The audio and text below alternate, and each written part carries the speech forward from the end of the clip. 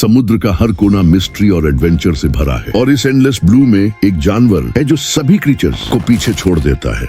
Blue whale. सोचिए, एक creature जो इतना बड़ा है कि इसका साइज 3 टिरेनोसॉरस रेक्स के बराबर है। यह 30 मीटर लंबा और 200 टन से ज्यादा वजन रखता है और ओशंस में एफर्टलेसली ग्लाइड करता है जैसे समुद्र ही उसका प्लेग्राउंड हो। इसका दिल दुनिया के सभी एनिमल्स में सबसे बड़ा है और इसका वजन लगभग एक हॉर्स के बराबर है। सिर्फ 1 मिनट में ये अपने पूरे बॉडी में 6000 लीटर्स ब्लड पंप करता है, ऑक्सीजन और न्यूट्रिएंट्स डिलीवर करते हुए।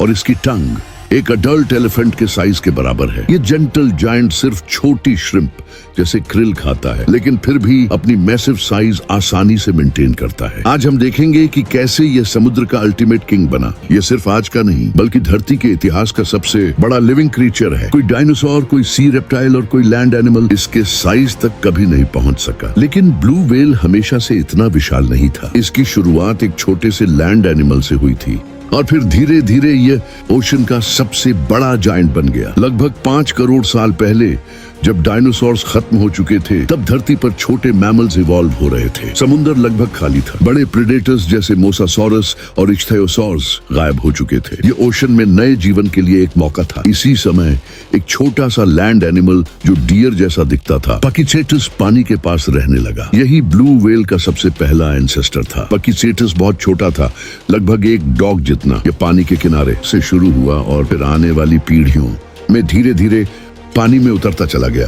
समय के साथ पकीचेटस एम्बुलोसीटस में इवॉल्व हुआ। यह क्रोकोडाइल जैसा स्विमर था। इसके पैर लंबे थे और यह पानी और जमीन दोनों पर चल सकता था। फिर यह रोडोसीटस बना, जिसके लिम्स छोटे होते गए और टेल स्ट्रॉन्ग हो गई। इसके बाद आया बैसिलोसॉरस जो 18 मीटर लंबा हो चुका था। ये व्हेल फैमिली का पहला जायंट माना जाता है, लेकिन ब्लू व्हेल जितना बड़ा नहीं था। एवोल्यूशन लगातार एक दिशा में जा रहा था। फूड ओशन में ज्यादा था, स्पेस अनलिमिटेड था, प्रेडेटर्स कम थे और पानी में बॉडी सपोर्ट ज्यादा था। इस वजह से व्हेल साइज लगातार बढ़ता गया। ब्लू व्हेल का असली उभरना लगभग 1.5 करोड़ साल पहले शुरू हुआ, जब ओशन में क्रिल की पॉपुलेशन बहुत बढ़ गई। क्रिल छोटे श्रिम्प जैसे होते हैं और इनकी संख्या ट्रिलियंस में थी। ये ब्लू व्हेल के लिए एक एवोल्यूशनरी जैकपॉट था। ब्लू व्हेल के माउथ स्ट्रक्चर ने एक ऐसी एबिलिटी डेवलप कर ली जिससे वह एक ही बार में लगभग 70,000 लीटर पानी अंदर खींच सकता है और फिर अपने बलीन प्लेट्स की मदद से क्रिल को फिल्टर कर लेता था। इतनी बड़ी मात्रा में फूड मिलने से उसका साइज बढ़ता ही गया। दुनिया में कभी कोई क्रीचर ब्लू व्हेल जितना बड़ा नहीं हुआ। लैंड पर ग्रेविटी की लिमिट होती है, लेकिन पानी में नहीं। समुद्र की बॉयंसी ने व्हेल को सपोर्ट दिया, जिससे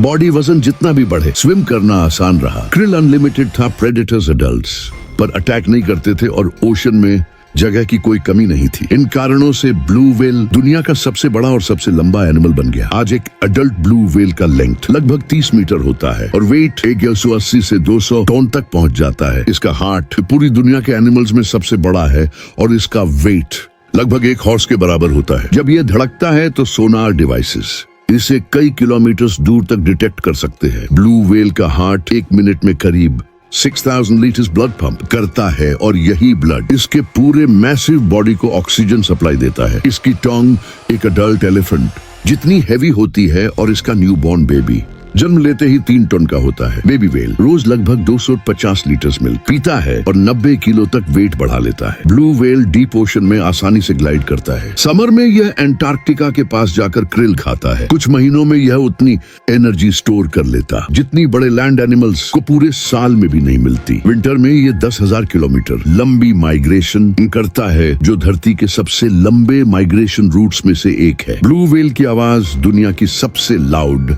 नेचुरल साउंड है। यह 200 डेसिबल्स तक पहुंच सकती है और पानी में सैकड़ों किलोमीटर दूर तक ट्रैवल कर सकती है। ब्लू व्हेल्स इन साउंड से एक दूसरे से कम्युनिकेट करते हैं। 1800s में ह्यूमंस ने व्हेलिंग शुरू की और ब्लू व्हेल सबसे बड़ा होने की वजह से सबसे पहले टारगेट बना। ऑयल, बलीन और मीट के लिए हजारों व्हेल्स हर साल मारी जाने लगी। 1930s में सिर्फ एक साल में 29,000 ब्लू व्हेल्स को मार दिया गया। स्पीशीज लगभग खत्म होने वाली थी। 1970s में इंटरनेशनल प्रोटेक्शन लॉज लागू हुए और व्हेलिंग बैंड हुई। इसके बाद धीरे धीरे ब्लू व्हेल की पॉपुलेशन वापस बढ़ने लगी। आज भी ब्लू व्हेल इंडेंजर्ड है, लेकिन पहले के मुकाबले इसकी संख्या काफी बढ़ चुकी है। साइंटिस्ट्स के अनुसार दुनिया में लगभग 10 1000 से 25,000 ब्लू वेल्स मौजूद है। ये फिर से ओशंस में तैर रहे हैं, उसी शान से जैसे करोड़ों साल पहले उनके एंसेस्टर्स तैरते थे। ब्लू वेल हमें सिखाता है कि साइज सिर्फ ताकत का नहीं बल्कि एवोल्यूशन का परिणाम है। इसे सबसे बड़ा बनने के लिए